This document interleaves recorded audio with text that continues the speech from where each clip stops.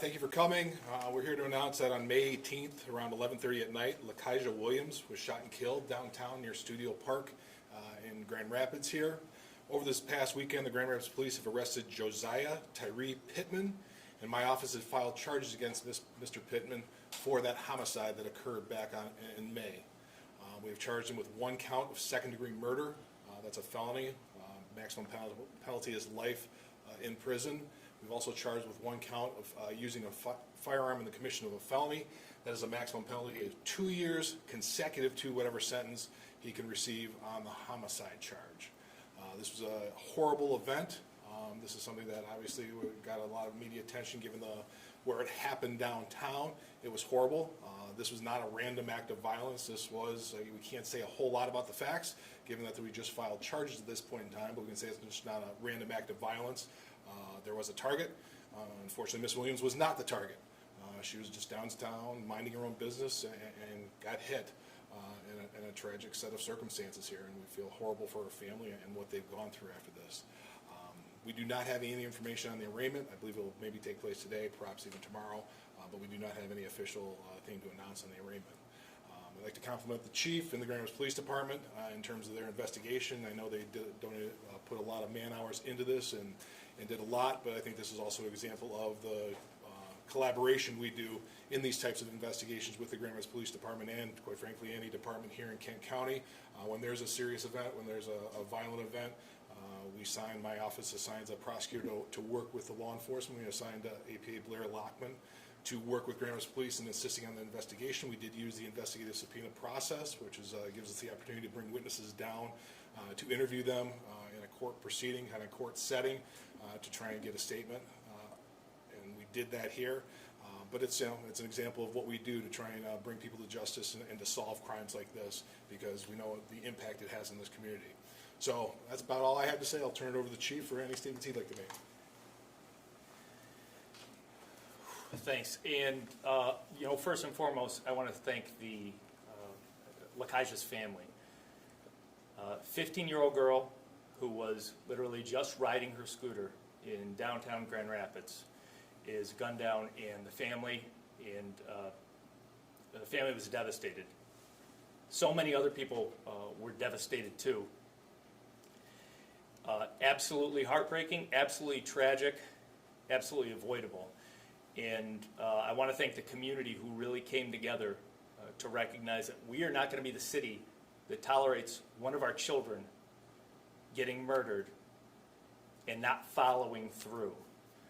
I certainly want to thank the detectives who, it's been months, and they have not rested, and they have not forgotten. And we are very happy that we were able to bring some level of closure to La-kyijah's family. And finally, I want to thank APA Lockman and certainly Prosecutor Becker, who for the past few years we've seen a decrease in violent crimes against our children here in the city of Grand Rapids, and he's a big part of why that's happened. It's difficult to talk about a decrease in crime when there's a name for every murder victim. In this case, that name is La-kyijah, and they worked extremely hard to work with us so that we could bring some level of justice and comfort to La-kyijah's family. So a lot of more work to be done in our community to prevent crimes like this. I'd much rather not be talking about this murder that we solved of a child in our community. I'd like to be talking about how we're preventing crime, and we're headed in the right direction. I'm glad we're able to give some closure today, and thank you guys all for being here to talk about it with us. How difficult of a case was this to solve? Can you talk a little bit about that? I mean, it's been months. Yeah, I'll say at a high level, every murder, even fairly, for lack of a better term, straightforward murder, say a domestic situation where it's fairly clear, every murder is extremely time-consuming to investigate. And when that incident happens outside, in public, it gets more complicated. When you throw in the fact that this murder happened in downtown Grand Rapids with numerous people around, I responded to the scene that night, and even late into the night, 2, 3 in the morning. There were dozens of people going by on scooters, on foot, on cars. So just the volume of people to interview is extensive. The volume of businesses to visit, the volumes of possibilities for where there could be surveillance video or other evidence. So this was an extremely heavy lift logistically. Again, 15-year-old child, I mean, we don't forget any murder victim, but when you're talking about a daughter of Grand Rapids, a 15-year-old child, my detectives, there's 40 of them on the other side of that wall, and they were not going to rest. We will not forget, and we will hold people accountable when this happens. Do you have an age for Mr. Pittman? 2005, October 2005 is his birthday. I don't have the exact date, but so he's just about to turn 20. Can you talk about the investigative subpoena process and why a subpoena process was necessary in a case like this one and what that entails? I mean, it kind of goes to the prior question. Every case is a little bit different in terms of what you got to do for an investigation. Some we can solve the next day. Obviously, this took a little bit longer. But an investigative subpoena is, you give a subpoena just like they're coming to court, except it's something where it's not out for public. We bring them into usually a courtroom. We put them under oath. This case, we didn't have to do that, but if they lie under oath, we can charge them with perjury and then try and flip them after they lie under oath, because all of a sudden they've got charges hanging over their head. We usually do that in cases where witnesses are not as cooperative. We didn't utilize them as much. It wasn't like every witness, but we did utilize them in this process. And fortunately, the witness came in and was cooperative and didn't have any issues. But it's just a way to do everything we can. When all of a sudden people are facing charges of their own, when they're trying to cover up or lie about what they saw or didn't see, it's just a tool that we use, and it has proven effective on a number of different cases here in the county. We can get this afterwards if necessary. Like, can we get the spelling of Mr. Pittman's name? Sure, we can get that to you. Chief, you were looking for witnesses, some young witnesses that may have seen this, at one point asking their parents to bring them forward. Were you able to find them and meet with them, or were they helpful? Well, I'll say on a high level, we had a lot of cooperation from the community. Obviously, we have a very, very sympathetic victim here, a 15-year-old who was doing absolutely nothing that should have put her in a position of being a high-risk individual. I mean, riding a scooter with friends is not usually something that you would be concerned about as a parent.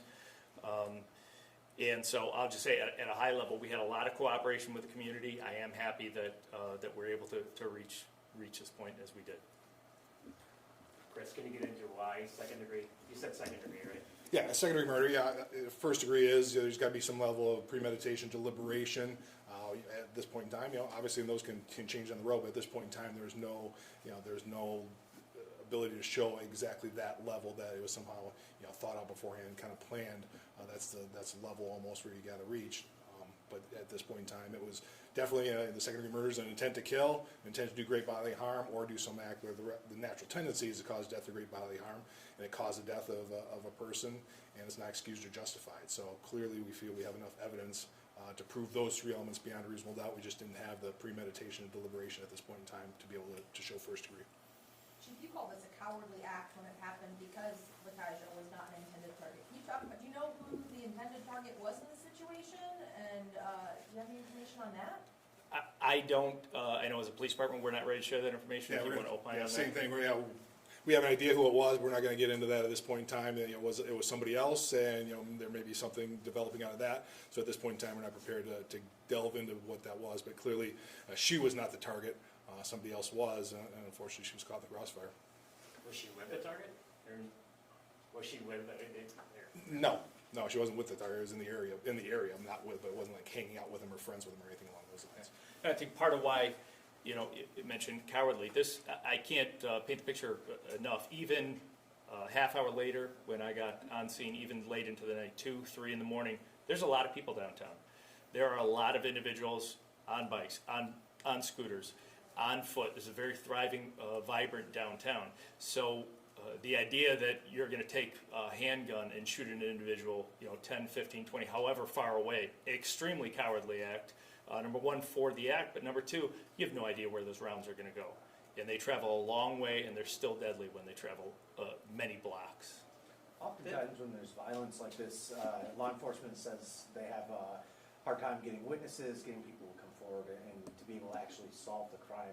How important was it to have those eyewitnesses and those people that came forward with the subpoena? It's pretty vital to have those witnesses. I mean, there's a lot of evidence where it comes to homicide with a gun, forensic evidence, et cetera. But when you're talking about a 15-year-old child that's murdered, one of the things I said earlier is we as a city, we throw away the code of silence. There is no tolerance of any sort of gang culture. I mean, we never want to be the city that tolerates one of our children getting murdered and adults, even other friends of that individual, not coming forward.